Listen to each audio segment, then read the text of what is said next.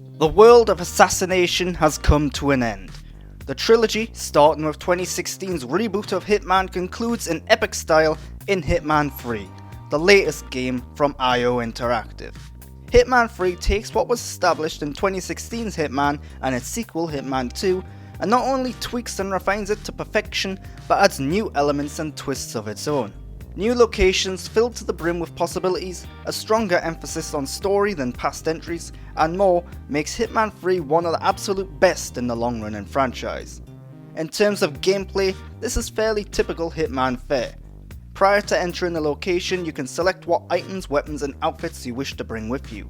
You then have to find your targets, discover the best, most creative ways of taking them down, or the least if that's your preference, and then escape the area.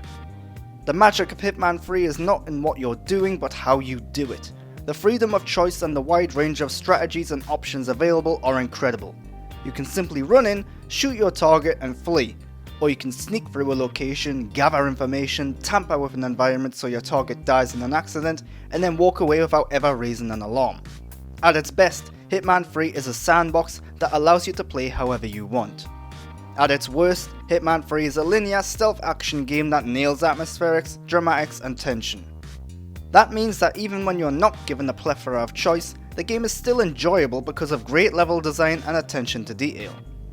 When things don't go smoothly, which will probably happen, you can resort to run and gun tactics. Sadly, this is the weakest part of Hitman 3's gameplay.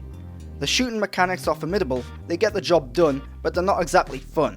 It doesn't help matters when Agent 47 can only take so many shots and he's not the most agile of protagonists. Ducking, diving and avoiding shots is a challenge. Enemy and NPC AI is also not the strongest. You can distract the guard over and over again, and each time he will react the same way. You can lure people into a corner and kill them, allowing the bodies to pile up and nobody would be the wiser. You can drop bananas on the floor for comedic relief. The AI is an issue for immersion, but allows for more freedom and fun in the game. Luckily, if you play the game as a stealth puzzle game, this weak spot can be avoided.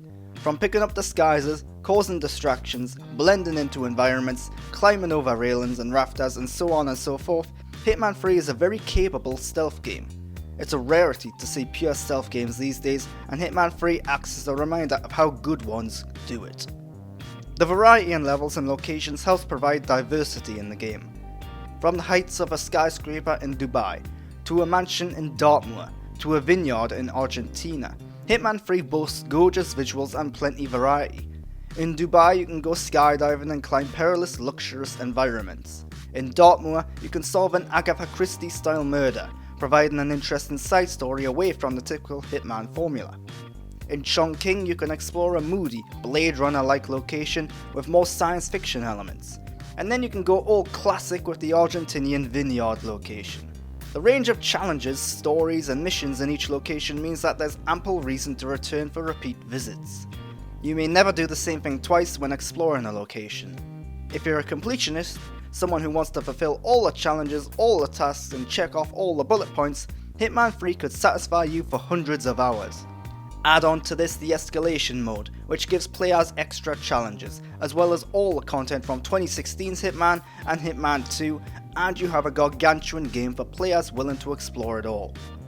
The main campaign of Hitman 3 takes about 7 to 9 hours to complete for those wanting a more straightforward linear experience. The story does a reasonable job of wrapping up the trilogy, and it's also a suitable entry point for new players too, although the story was never the main allure of the franchise.